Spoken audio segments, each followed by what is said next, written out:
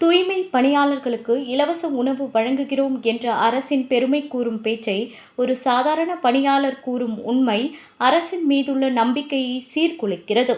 சென்னை மாநகராட்சியில் தூய்மை பணியாளர்களுக்கு தினமும் இலவசமாக உணவு வழங்கப்படுகிறது என்று மேயர் பிரியா மற்றும் அமைச்சர் சேகர்பாபு பெருமையாக கூறி வந்த நிலையில், அந்த வார்த்தைகளை முழுவதும் மறுக்கும் அதிர்ச்சியான வீடியோ ஒன்று தற்போது வெளியிடப்பட்டுள்ளது. தினமும் நகரத்தை சுத்தமாக்கும் ஒரு தூய்மை பணியாளர் எங்களுக்கு எந்த உணவும் கிடைப்பதில்லை என்று மனவேதனையுடன் பேசும் காட்சி மக்கள் மனதில் பெரும் கோபத்தை ஏற்படுத்தியுள்ளது.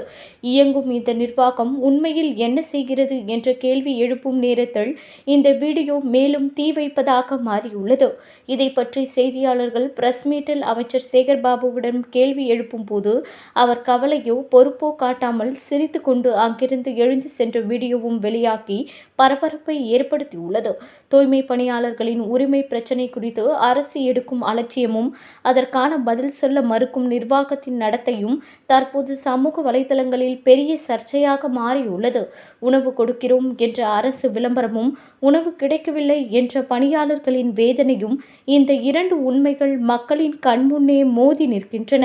தினசரி நகரின் கழிவுகளை சுத்தம் செய்து மக்கள் நலனுக்காக உழைக்கும் பணியாளர்களுக்கு கூட அடிப்படை உணவு வழங்க முடியாமல் போகும் நிலை நிர்வாகத்தின் கருணையற்ற முகத்தை வெளிப்படுத்துகிறது.